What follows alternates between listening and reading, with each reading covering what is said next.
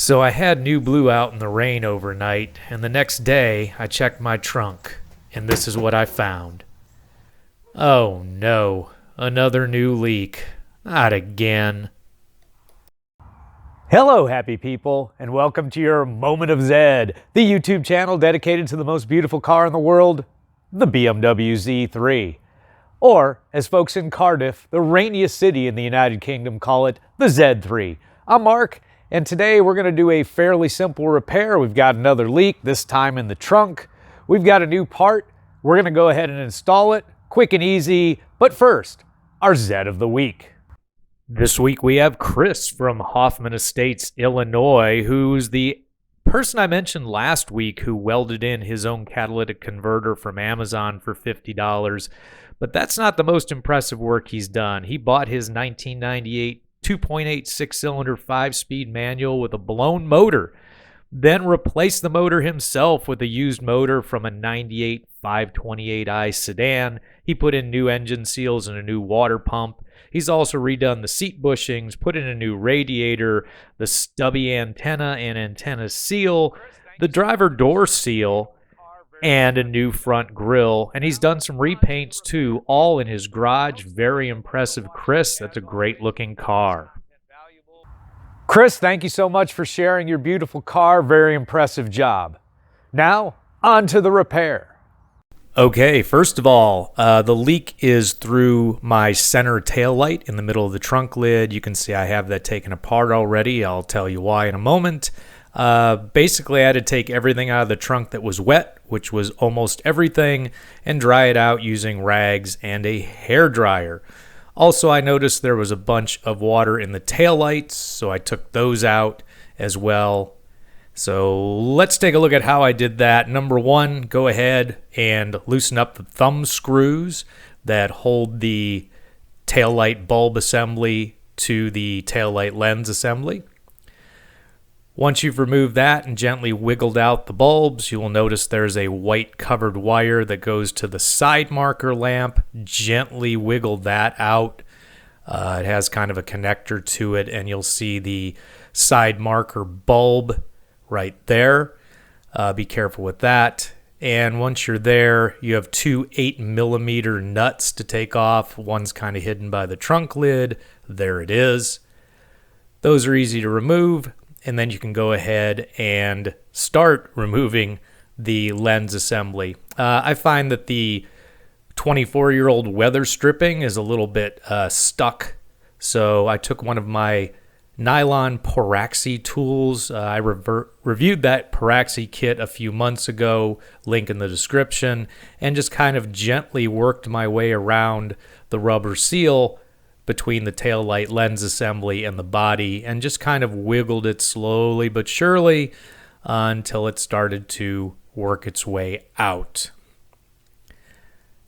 Once you get it loose, what you're going to be left with is it's being held on the edge by the actual trunk main rubber seal. You can work that out slowly and then remove the lens. Again, be gentle. You're working with old plastic. Inside my lens, you can kind of see the water along with some bugs and debris in there. To get rid of that, I just dumped it upside down and then used a hair dryer to dry out the final moisture inside of it. Also, double check the rubber seals on the taillight lens assembly itself. There's a main rubber seal that you can see right there. And I just made sure that that rubber seal was still in good condition, which it is. I hit it with some rubber conditioner made by Meguiar's. I also hit the weather stripping on the edge with that same rubber conditioner. Link to that product in the description. I really like it. Then we needed to take out the tail light, the center tail light assembly. To do that, on the inside of the trunk lid, there is a black plastic cover. It says pull on it. Again, old plastic. I'm going to keep saying that. I just kind of grabbed it with my finger and fingernails and just kind of gently worked it back and forth until it finally popped loose.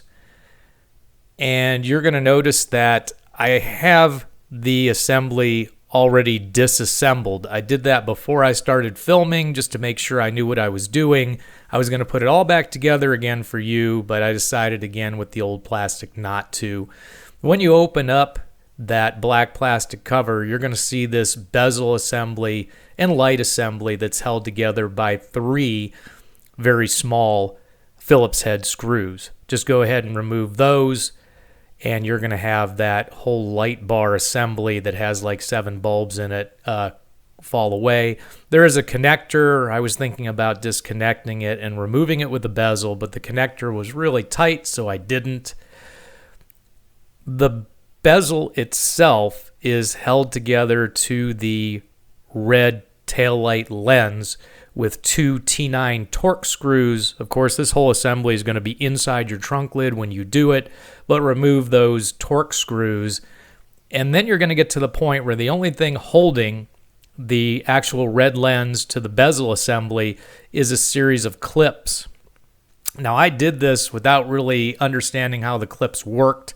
There were no good videos on how to do this, but it would help if you had 2 people, one to squeeze these clips and the other one to work the red lens out from the other side of the lid, because as you're going to see, these clips have indentations that they fit into. Even once you've taken the screws out, they're still being held in by that.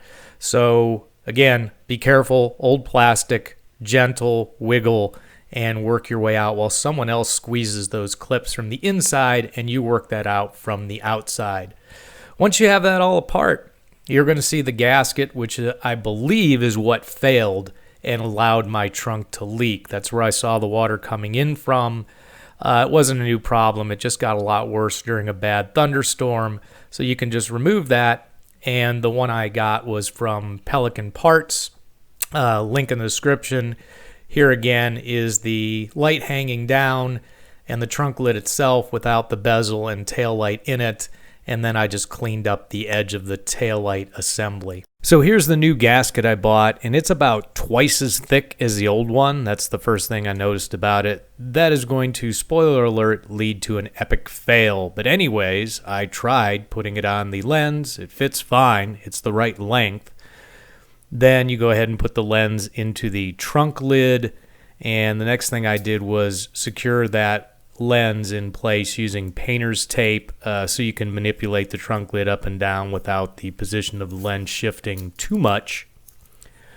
From there, it's a matter of, from underneath, taking the bezel and lining it up correctly, which isn't that easy. The angles are kind of weird, so just be patient. And once you fit it onto the lens, you're going to need to press it harder than you actually can, I found, because the thickness of the gasket is going to prevent you from compressing it completely and having those clips clip in completely. I thought I had it correct the first time. It seemed to fit, but that isn't going to be the case.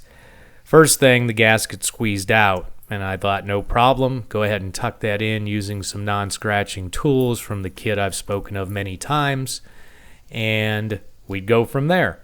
Then I went ahead and put the T9 Torx screws back in. Everything I'm doing is correct, but there's going to be a problem. So put both Torx screws back in, then go ahead and clip the light bar itself back in.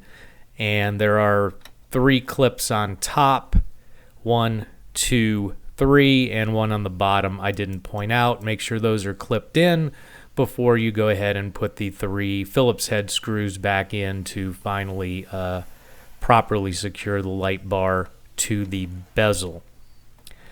After that, very easy. It's just a matter of taking the black plastic cover, again, carefully putting it in, as of course we're dealing once again with 25-year-old plastic. So again, gently put that in, just kind of wiggle it in till it's in place, and then you're done. And when I did this, it looked really good from the bottom, and it looked really good also from the top, as you'll see in a moment. There it is. Looks great, looks original, felt like we were good to go, but then I went ahead and Tested it, water tested it, didn't work, and found out that the gasket's just too thick. The clips aren't really clipped in, and you can't clip them in even with two people pressing, one from the top, one from the bottom. So unfortunately, I went ahead and siliconed it, and as you can see, it's not the prettiest thing in the world, but it's going to keep the water out, and I'm going to work on finding a gasket that's significantly thinner, if anyone makes one, to try and make this look good again. Folks, thank you so much for watching. As always, if you found this content valuable, please crush that like button. Please tell your friends. And until next time, drive safe.